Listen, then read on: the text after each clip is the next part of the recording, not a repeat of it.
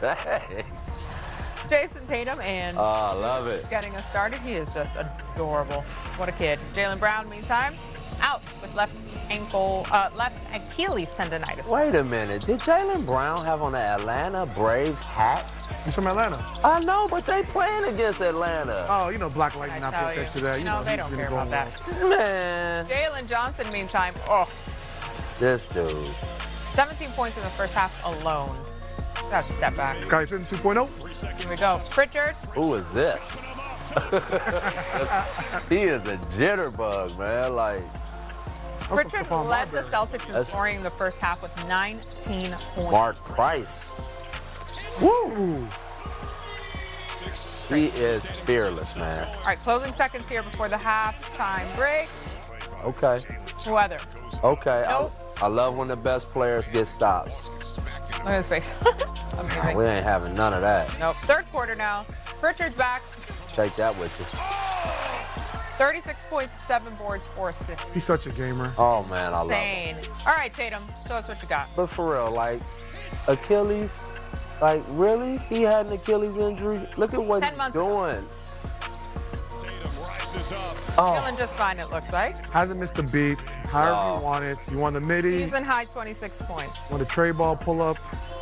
The Celtics He win. is a beast. 109-102 final and move to 5-1 in games with Jason Tatum recording a double-double. Boston can clinch their 12th consecutive playoff spot with a Philly loss in Charlotte on Saturday. Atlanta, meantime, is 8-2 in their last 10 games. So the Celtics get a nice win without their MVP candidate, Jaylen Brown. Pritchard scores 36 and another solid performance out of Tatum. Tristan, would you say they are the team to beat in the East? Oh, definitely. I had them coming out of the East. Yeah. Because the fact they're able to hold down this fort with JB's playing like an MVP. I mean, Payne has definitely stepped up and played, like you said, Coach, played so well where they got off Anthony Simons. They sent him away and said, you know, we're going to put it in Payne's hand. Yep. And listen, they got Derek White still. You keep me forgetting. He's the glue guy to Team USA, late call-up, playing the big moments. So, I mean, I think this is the best team in the Eastern Conference right now, and they're the team to beat. He makes a great point. Coach has been saying this for a minute, although there are some other teams there. Detroit, man. Testing it. You gotta, you know, that's the hardest thing. Is like, it's easy to underestimate Detroit. Because you look at them, you go, it's not sexy. It's just not like, you know, Boston's kind of sexy. They shoot threes. They break you down off the bounce. They got all this star power. And Detroit is just grimy. And they just wear you down. And, you know, it's hard to bet against them because they find a way. And what I'm seeing out of Detroit now without Cade is kind of eye-opening. So I do agree with Tristan because they have the edge because they've done it. And I said this the other night. There's two things to that. They not only won it, they lost it. Right. When you lose a finals, it changes you. I'm telling you, and for the better. Like in a way that, like, I can't really put it into words. Like, guys come back different.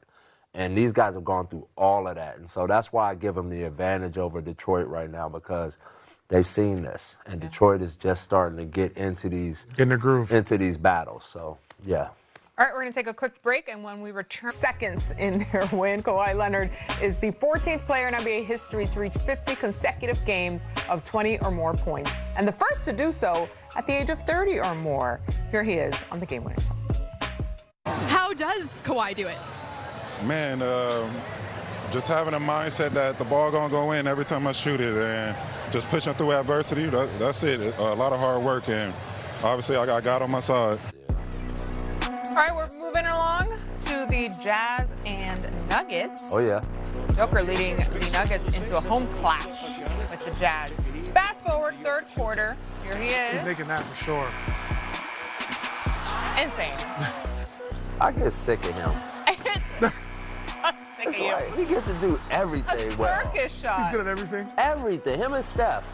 They do stuff that just, you like, Oh, wait until you see what he did later. I'm going to save it for the box score. Exactly, kiddo. Precisely. Oh, what a cutie. Fourth quarter. these two. Here's Jamal Murray. Dynamic duo. Another one. Him with the braids, he's totally different. Is it the braids? It must Yeah, be. he's like on his YN. Ooh. Okay. Elijah Harkless Oh, yeah, he's playing well. ties it up again. This is a close one all the way to the wire. Wow. Nicely He needed done, that. Cam Johnson. Cam Johnson needs to start seeing the ball go in more. Murray's going to just close it out Oh, for Lord. us. Bye-bye. Nuggets win 135-129. You see Utah figure out a way to lose that game? Is it a twist out? It might be twist. Not great.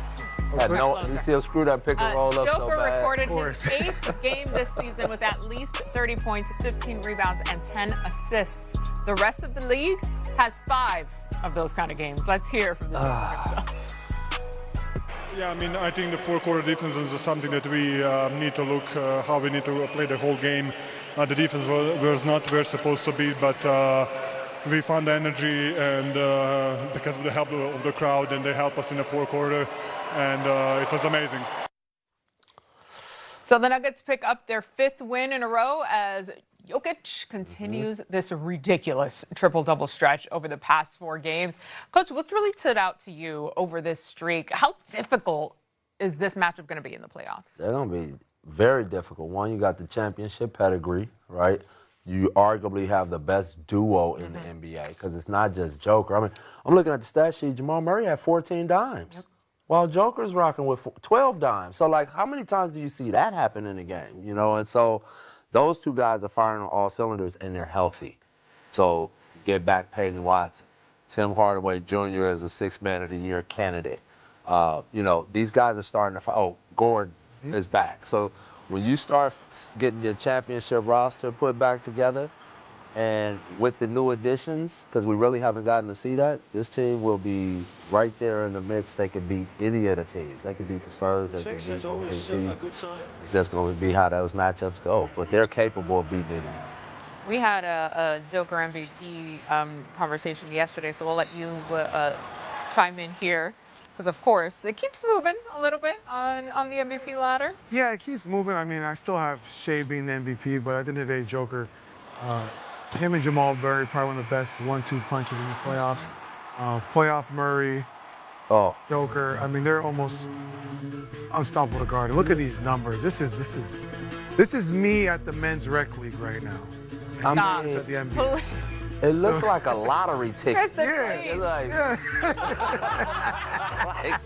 Just like, And he looks like he's in great shape right now, too, by the way. Oh, no, his face is way more slim compared to this picture right here. So, I mean, like you said, Coach, they could beat anybody. And like you said, beginning of the season, they were healthy. Aaron Gordon was playing really well, who could have been an all-star. He dropped a 50 ball in the beginning of the season. I remember against Golden State, made a bunch of threes, looking like Steph out there. So, I mean, for them, they're going to be a tough out.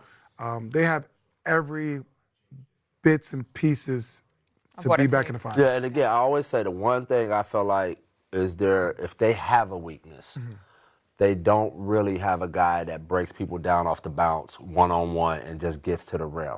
Peyton Watson's trying to develop that, but Jamal Murray's a shot maker. He doesn't go by people a lot. He step back, big shots. Right.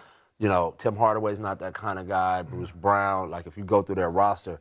So when the game slows down and this team starts switching and they force you to start having to do that stuff, it's going to be interesting to see how they counter that. Because what did OKC do? They put Caruso on Joker, got up underneath him, as they start flattening out Denver. So how they answer that when they meet those teams will be interesting. That's good. Right. Yeah, you're right. Let's keep it rolling here. Another game, another highlight. We take you to Heat and Cavs. James Harden and the Cavaliers hosting the Heat for the 2nd straight game.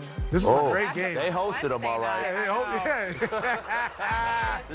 Host them in the basement. Oh, and Max Strus was there with a platter. Here you go. 4 threes in the first quarter for sure. Good grief. Run that big fella. Listen, their bigs were flying tonight. Mobley and Allen. They're running like gazelles. Right there. Another one. But you know how it is. When you know you're going to get the ball, you run. You're going to run harder. Right? You're going to set better screens. And I want to know one thing. James Harden is going to find you if you're open. Speaking of which. There you go. And there it is. I mean, oof, they jumped on the Heat, man. Yeah, this was, just ran away with it. Truly. Nice play. Wow. You actually draw that play up. We ran that last year. That's a nice play, Ellis Kenny. at the buzzer. Beautifully done. We call it touchdown. 149 to 128, and the Cavs 149 points are the most the Heat have allowed in a game in franchise history. The Cavs are 22-8 since January 21st against his former team.